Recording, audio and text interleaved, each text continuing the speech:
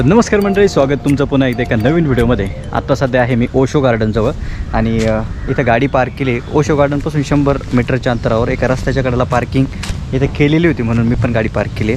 तर आपण जातो आहे ओशो गार्डनला, जे की पुण्यातलं एक फेमस कपल स्पॉट म्हणून ओळखलं जातं। त्याचबरोबर ओशो यांच्या नावाने ते गार्डन आहे। सो ते गार्डन आपण त्या व्हिडिओमध्ये पाहणार आहे। तो व्हिडिओ शेवटपर्यंत बघा। ओशो गार्डनबद्दलची जी काही माहिती आहे ती तुम्हाला या व्हिडिओमध्ये भेटणार आहे। त्याचबरोबर गार्डन तुम्हाला एकदम भारी सिनेमॅटिक वेनीसुद्धा पाहायला भेटणार आहे। तर व्हिडिओ शेवटपर्यंत बघा। व्हिडिओ कसा वाटतो तुमच्या कमेंटमध्ये सांगा। चॅनलला नवीन असाल तर चॅनल सबस्क्राईब करायला विसरायचं नाही भावांनो।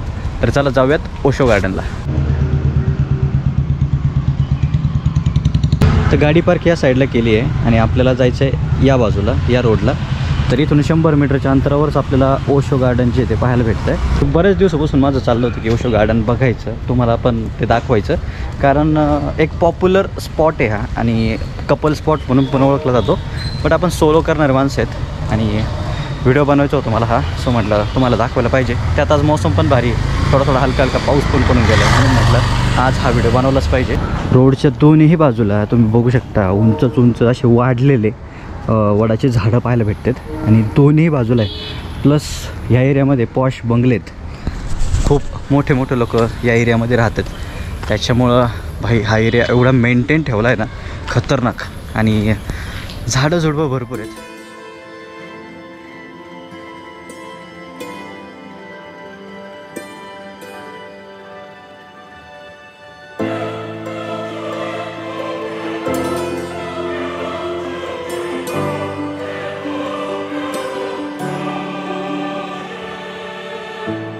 तर आपण आता पार्कमध्ये एंट्री केलं आहे आणि पार्कमध्ये आपल्याला एक झरा वाहताना दिसतो आहे। झऱ्याचं पाणी जर सांगायचं झालं तर थोडंसं गढूळ आहे, काइंड ऑफ नाला, बट आता सध्या पाऊस पडल्यामुळं थोडासा फ्लो आहे त्याला।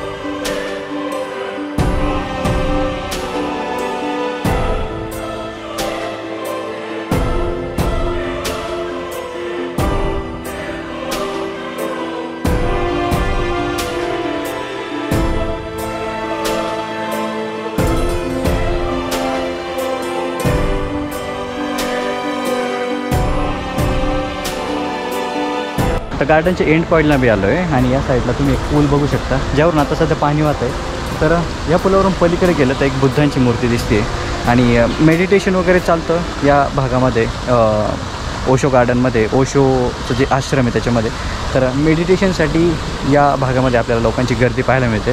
त्याचबरोबर सकाळी मॉर्निंग वॉकसाठी आणि इव्हिनिंग वॉकसाठी पण लोक या ठिकाणी भरपूर येत असतात। तर गार्डनचा टायमिंग तसाच आहे, सकाळी 6 ते 9 वाजेपर्यंत आणि दुपारी 3 ते 6 वाजेपर्यंत। तर या टायमामध्ये हे गार्डन चालू असतं। या व्यतिरिक्त रविवारी बंद आहे, सोमवार ते शनिवारीपर्यंत हे गार्डन चालू असतं। तर गार्डनबद्दल थोडंसं जर सांगायचं झालं तर शून्यो हा एक ग्रुप आहे, जपानी ग्रुप आहे। तर त्या ग्रुपने हे गार्डन डेव्हलप केलं होतं आणि 1989मध्ये ओशो आश्रमाने याची जी काही देखरेख करायची जी सगळी जबाबदारी ती घेतली होती 1989मध्ये। तर ओशो कोण होते तर चंद्रमोहन जैन हे त्यांचं जन्म नाव होतं, म्हणजे जे मूळ नाव आहे ते चंद्रमोहन जैन होतं आणि त्यांना दुसऱ्या नावाने सुद्धा ओळखलं जायचं, ते म्हणजे आचार्य रजनीश। तर नंतर पुढं जाऊन त्यांना ओशो असं म्हटलं गेलं। ॲक्च्युली ते एक इंडियन फिलॉसॉफर होते। फिलॉसॉफीचे एवढे पुस्तकं त्यांनी वाचले होते की माझ्या माहितीप्रमाणे जवळपास 1 लाख ते 2 लाखाच्या आसपास त्यांच्या पुस्तकाच्या संग्रहामध्ये एवढे पुस्तकं होते आणि त्यांनी ते वाचलेले होते।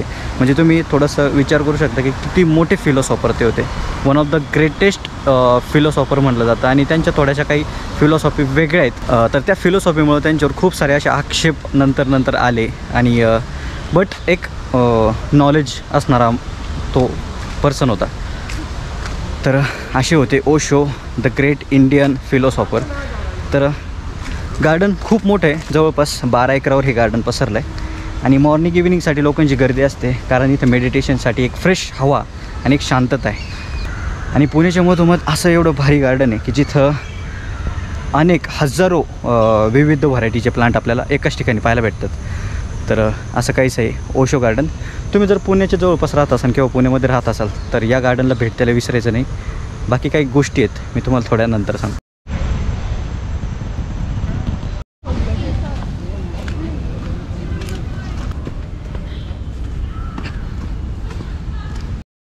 तर गार्डनपासून काही मीटरच्या अंतरावर आपल्याला ओशोंनी जो एक आश्रम काढला होता 1974मध्ये, तर तो गार्डनसुद्धा पाहायला मिळतो. आणि ओशो वादामध्ये का सापडले, तर ओशोंचं लैंगिकतेबद्दल जे विचार होते ते एकदम उदार होते, म्हणजे ओपनली ते बोलायचे त्या टॉपिकवर. आणि कदाचित तेच लोकांना आवडलं नाही. आणि एवढे फिलॉसॉफर होते ते, त्यांनी सगळ्या गोष्टींचा अभ्यास केला होता. त्यांचे नॅशनल इंटरनॅशनल लेवलला त्यांचे फॉलोअर्स होते, म्हणजेच अनुयायी होते. तर लांबून लांबून लोक त्या आश्रमामध्ये यायला लागले आणि या गोष्टींवर चर्चा व्हायला लागली. त्याच्यामुळे पुण्यातले जे आसपासचे लोक आहेत, त्याचबरोबर काही तत्त्ववादी लोक आहेत, त्यांनी या गोष्टीचा स्वीकार केला नाही किंवा त्यांना ते आवडलं नाही.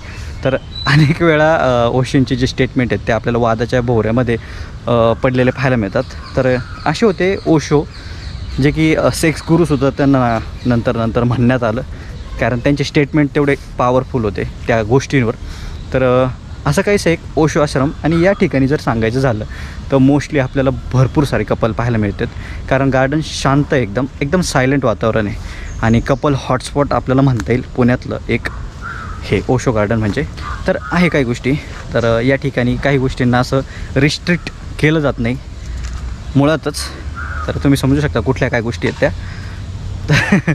तर कपल वगैरे असतील ज्यांना त्यांचा प्रायव्हेट टाईम वगैरे किंवा असं फिरायचं आहे पार्कमध्ये, तर ते इथं आपल्याला मोस्टली बसलेले पाहायला मिळतात. बाकी मॉर्निंग इव्हिनिंग आपल्याला लोक मॉर्निंग वॉकसाठी आणि इव्हिनिंग वॉकसाठी पण आलेले पाहायला भेटतात. तर गार्डनची फी वगैरे काही नाही आहे, त्याच्यामुळं भयंकर सारी गर्दी पाहायला मिळते. रविवारी बंद आहे, त्याच्यामुळं एवढा रविवारचा इम्पॅक्ट गार्डनवर पडत नाही. बाकी वीकडेजमध्ये गार्डन पूर्ण चालू आहे सोमवार ते शनिवारपर्यंत.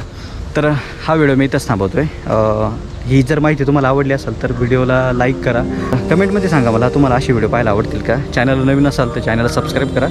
भेटूयात पुढच्या व्हिडिओमध्ये. तोपर्यंत काळजी घ्या, सुरक्षित राहा. जय महाराष्ट्र पब्लिक.